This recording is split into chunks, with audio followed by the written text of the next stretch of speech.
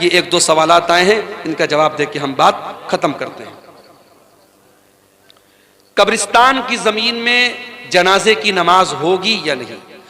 اگر وہ جگہ قبرستان کے لیے خاص ہے، اگر وہ جگہ قبرستان کے لیے خاص ہے لیکن جہاں پہ آپ نماز پڑھ رہے وہاں پہ کوئی قبر نہیں ہے، تب تو نماز ہو جائے گی۔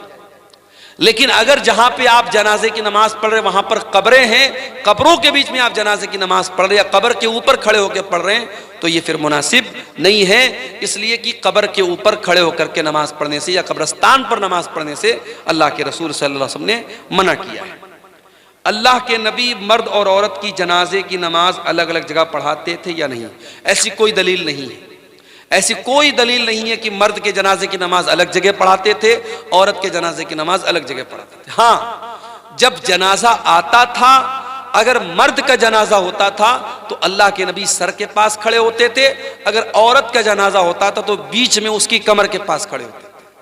مرد اور عورت کے جنازے میں نبی کے کھڑے ہونے کا طریقہ الگ تھا، لیکن جنازہ کی نماز پڑھانے کی جو جگہ تھی وہ ایک ہی تھی، الگ الگ ہونے کی میرے علم میں کوئی دلیل نہیں ہے۔ دوسروں کی زمین میں نماز پڑھنا بنا پوچھے کیسا ہے؟ دیکھیے، اگر آپ کسی کے مکان میں آپ نے نماز پڑھ لیا تو نماز تو قبول ہو جائے گی، لیکن یہ ہوتا ہے کہ اگر کسی کے گھر میں آپ نماز پڑھ رہے ہیں تو اس کی اجازت ہونی چاہیے، لیکن اگر یہ معلوم ہے کہ بھئی وہ اجازت نہیں دے گا تو نہیں پڑھنا چاہیے، لیکن اگر آپ پڑھ لیں تو نماز ہو جائے گی۔ ہاں، کسی کی زمین پر ناجائز قبضہ کر کے اگر آپ اس میں نماز پڑھیں تو اس کے بارے میں علماء کا اختلاف ہے کہ اگر بے ایمانی کی زمین ہے، ناجائز قبضہ کر کے کوئی زمین ہم نے ایکوائر کی ہے، اس پر ہم نماز پڑھتے ہیں تو نماز ہوگی کہ نہیں؟ تو بہت سارے علماء کا کہنا ہے کہ نماز تو ہو جائے گی مگر گناہ ہو، انسان گنہگار ہوگا کیونکہ وہ زمین ناجائز ہے، اور بہت سارے علماء کا کہنا ہے کہ نماز نہیں ہوگی۔ تو وہ ایک اختلافی مسئلہ ہے، لیکن بہرحال کسی دوسرے کی زمین پر آپ بغیر پوچھے بھی نماز پڑھ سکتے ہیں، لیکن پوچھ کے پڑھا جائے تو زیادہ بہتر ہے۔ قسطوں پر کچھ بھی خریدنا کیسا ہے؟ بہت اہم سوال ہے۔ آج کے زمانے میں قسطوں پر بہت ساری چیزیں خریدی جا رہی ہیں۔ ایک سامان 10,000 روپے کا ہے، مان لیجئے کہ موبائل 10,000 روپے کا ہے، آپ نے قسط پر خریدا، موبائل والے نے کہا کہ ہم یہ 12,000 کا آپ کو دیں گے۔ اب 2,000 روپیہ وہ زیادہ لے رہا ہے اور وہ صاف بتا رہا ہے کہ آپ کیش لیں گے تو ہم 10,000 کا دیں گے اور قسطوں میں لیں گے، ادھار لیں گے تو 12,000 کا دیں گے، تو یہ جائز ہے، اس میں کوئی حرج کی بات نہیں ہے۔ لیکن آج ہمارے یہاں جتنے بھی قسطوں پر سامان لیا اور دیا جاتا ہے یہ بینک کے تھرو لیا جاتا ہے، دکاندار آپ کو نہیں دیتا ہے، وہ بجاج فائنانس کے ذریعے، HDFC کے ذریعے یا کسی بینک کے ذریعے لون پاس کرتا ہے اور وہ بینک سے پورا پیسہ لے لیتا ہے، بینک آپ کو قرضہ دے رہا ہے، اور جب بینک آپ کو قرضہ دے رہا ہے تو بینک سے آپ نے سامان نہیں خریدا ہے، بینک سے آپ نے قرضہ لیا ہے، اور قرضے میں آپ جب بینک کو پروفٹ دے رہے ہیں تو بات یاد رکھیے کہ قرضے پر پروفٹ لینا بھی حرام ہے اور پروفٹ دینا بھی حرام ہے۔ اس کو بہت صاف طریقے سے سمجھ لیجیے۔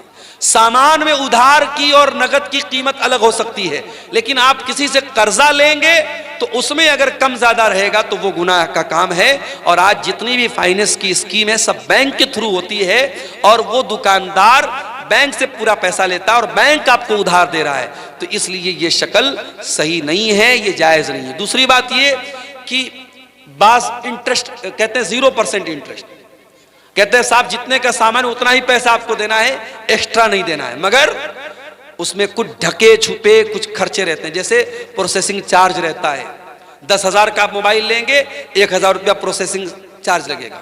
اس کے بعد اگر آپ نے مہینے کی پہلی تاریخ کو EMI پے نہیں کی، ایک دن گزر گیا فوراً 100 روپیہ پینالٹی لگ جائے گی، 10 دن گزر گیا 1,000 روپیہ پینالٹی لگ جائے گی۔ تو یہ جو پینالٹی لگ رہی ہے یہ بھی سود کی ایک شکل ہے، جائز نہیں ہے۔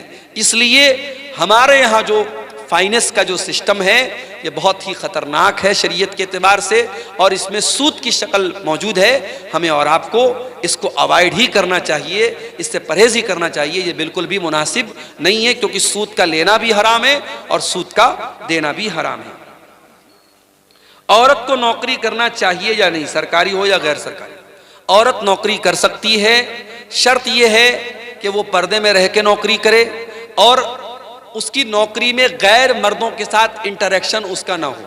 اگر اس کو غیر مردوں کے سامنے جا کے کھڑے ہونا پڑ رہا ہے، ان کے ساتھ تنہائی اختیار کرنا پڑ رہا ہے، غیر مردوں کے ساتھ اکیلے میں ملنا پڑ رہا ہے، تو پھر ایسی نوکری عورت کو نہیں کرنا چاہیے.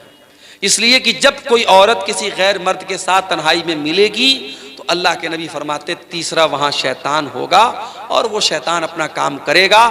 آج بہت سارے آفیسز میں عورتیں کام کرتی ہیں سیکریٹری کے طور پہ اور باس کی نوکری کرتی ہیں، اور اس کے بعد بہت سارے ان کے ساتھ معاملات پیش آتے ہیں. تو شریعت میں اگر پردے کے ساتھ اور عزت اور شرافت کے ساتھ اگر کوئی نوکری عورت کو مل رہی ہے تو وہ کر سکتی ہے. لیکن یہ بھی یاد رکھیے کہ نوکری کرنا یہ عورت کا کام نہیں ہے، عورت کی ڈیوٹی نہیں ہے. کما کر کے لانا مرد کی ڈیوٹی ہے. اگر مرد کی کمائی سے گھر چل رہا ہے، سکون کی روزی آ رہی ہے تو اسی پر اکتفا کیا جائے، بلا وجہ عورت سے نوکری نہ کرا جائے. لیکن اگر عزت کے ساتھ اور پردے کے ساتھ عورت نوکری کرنا چاہے تو کر سکتی ہے، کوئی حرج کی بات نہیں ہے. ٹھیکے پر زمین لینا اور سالانہ کچھ کیا لکھا ہے کٹوتی کرنا. کیا مطلب ہے ٹھیکے پر زمین لینے کا؟ کیا مطلب ہے؟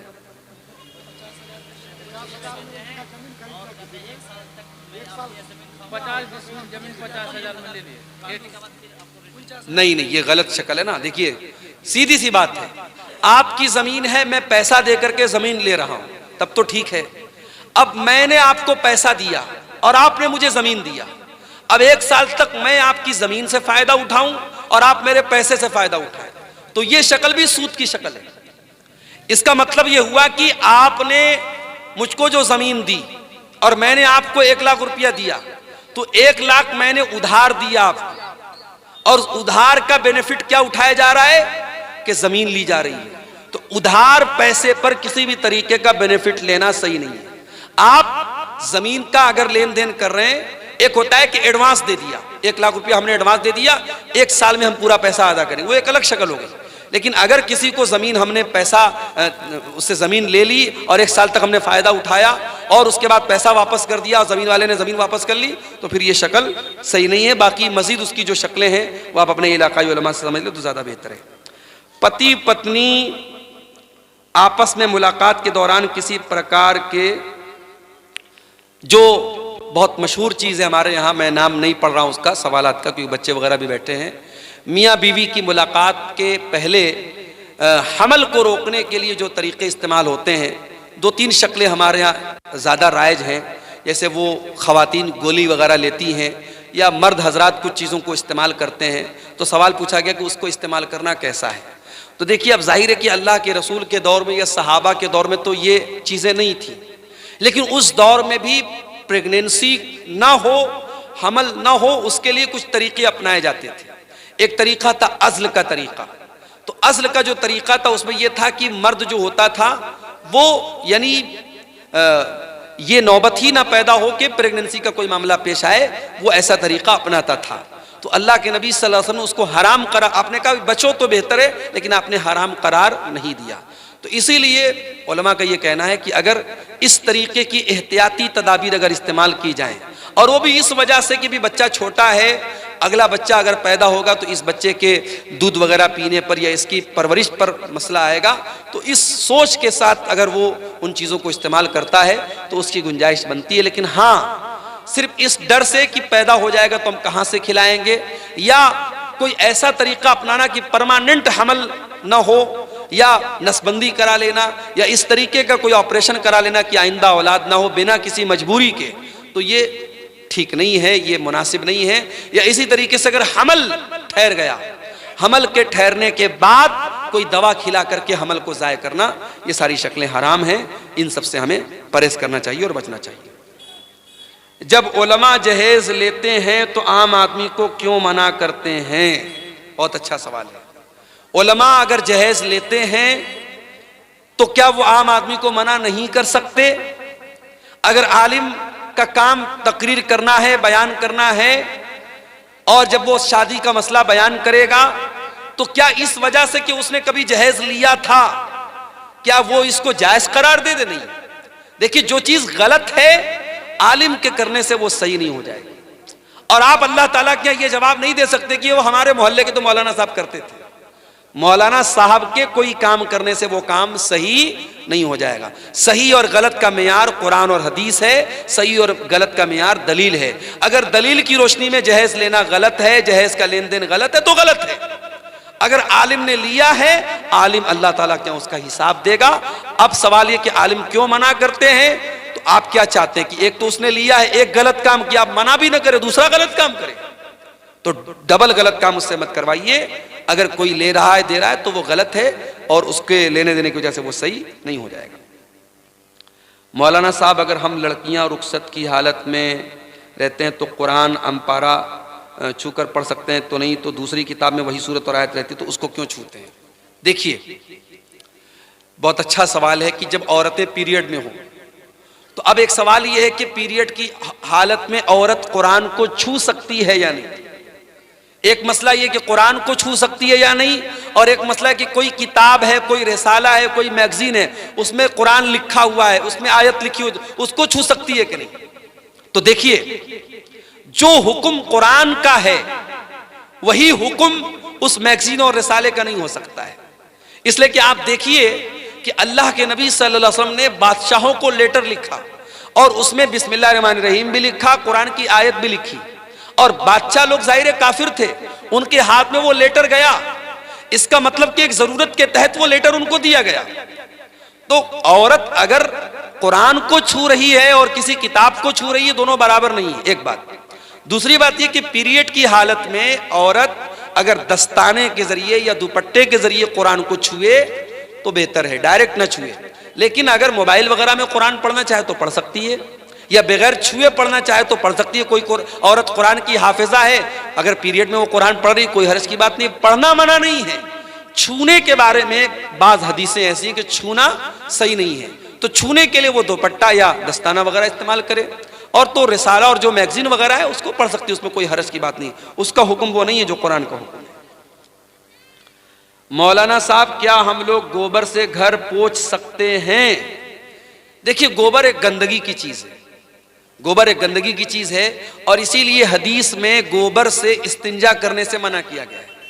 گوبر کے بارے میں کچھ حدیثوں میں یہ بھی آیا ہے کہ وہ جنات کی خوراک ہے, تو اس لیے اس کو گھر وغیرہ میں, اس کو پوچھنے وغیرہ میں استعمال کرنا مناسب تو نہیں معلوم ہوتا ہے, لیکن ہم اس کو حرام اور ناجائز تو نہیں کہہ سکتے.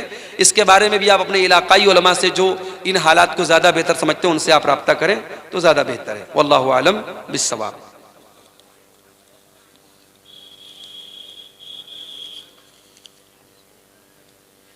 یہ کسی بھائی نے 2000 روپے کا چندہ پیش کیا ہے مدرسے کے لیے, اللہ تعالیٰ اس کے اس چندے کو قبول فرمائے, اور جو بھی ہمارے بھائیوں نے اس کار خیر میں حصہ لیا ہے اللہ سب کی نیکیوں کو قبول فرمائے. اناج کی جی